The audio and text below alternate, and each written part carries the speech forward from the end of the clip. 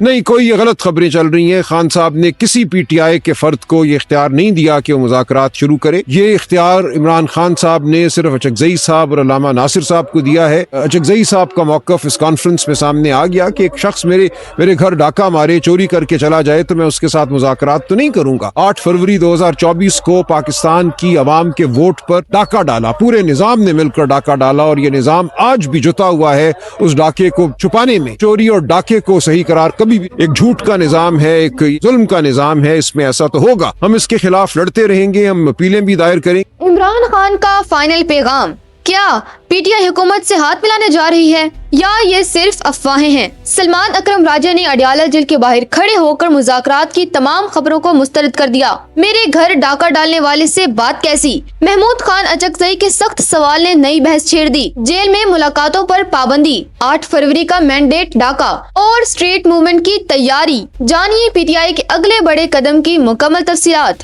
ناظرین, اڈیالہ جیل کے باہر آج کا دن سیاسی سرگرمیوں کا مرکز بنا رہا. پی ٹی آئی کے مرکزی رہنما اور معروف قانون دان سلمان اکرم راجہ نے میڈیا سے گفتگو کرتے ہوئے واضح کر دیا ہے کہ بانی P T I Imran Khan نے حکومت کے ساتھ کسی بھی قسم کے براہ راست مذاکرات کی خبروں کو غلط قرار دیا ہے. مذاکرات کا اختیار کس کے پاس؟ سلمان اکرم راجہ کا کہنا تھا کہ بانی پی ٹی آئی نے مذاکرات کا اختیار کسی پی ٹی آئی رہنما کو نہیں بلکہ صرف محمود خان اچکزئی اور علامہ راجہ ناصر عباس کو دیا ہے. انہوں نے محمود خان اچکزئی کے موقف کی تائید کرتے ہوئے کہا کہ جب کوئی آپ کے گھر ڈاکہ مارے اور چوری کر کے چلا جائے تو آپ اس کے ساتھ مذاکرات نہیں کرتے. 8 فروری کو پاکستان کے عوام کے ووٹ پر پورے نظام نے مل کر ڈاکہ ڈالا اور آج بھی یہ نظام اس چوری کو چھپانے میں جتا ہوا ہے. سلمان اکرم راجہ نے جیل میں ملاقاتوں پر پابندی کو غیر قانونی قرار دیتے ہوئے کہا کہ عمران خان ایک سیاسی قیدی ہیں, لیکن ان کے ساتھ وہ سلوک کیا جا رہا ہے جو سزائے موت کے قیدیوں کے ساتھ بھی نہیں ہوتا.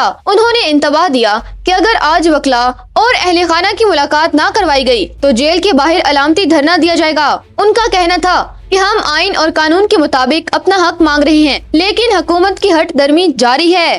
گفتگو کے دوران اسٹریٹ موومنٹ کا ذکر کرتے ہوئے بتایا گیا کہ عمران خان نے جیل سے واضح پیغام بھیجا ہے کہ خیبر پختونخوا میں سہیل افریدی اور صوبائی قیادت عوامی تحریک کی بھرپور تیاری کرے. سلمان اکرم راجہ کے مطابق عوام کی عدالت ہی اس جھوٹ کے نظام کا فیصلہ کرے گی. جب اس نظام کو عقل شعور آئے گا کہ ملک ایسے نہیں چل سکتا تب ہی بات آگے بڑھے گی, لیکن ہم چوری کو کبھی صحیح قرار نہیں دیں گے. پاکستانی افواج کو غزہ بھیجنے کی خبروں پر سلمان اکرم راجہ نے کہا کہ پی ٹی آئی صرف اس صورت میں حمایت کرے گی جب یہ فلسطینی عوام کی مرضی سے ہو. اگر مقصد حماس سے ہتھیار چھیننا یا اسرائیل کو تقویت دینا ہوا تو ہم اس کے خلاف کھڑے ہوں گے.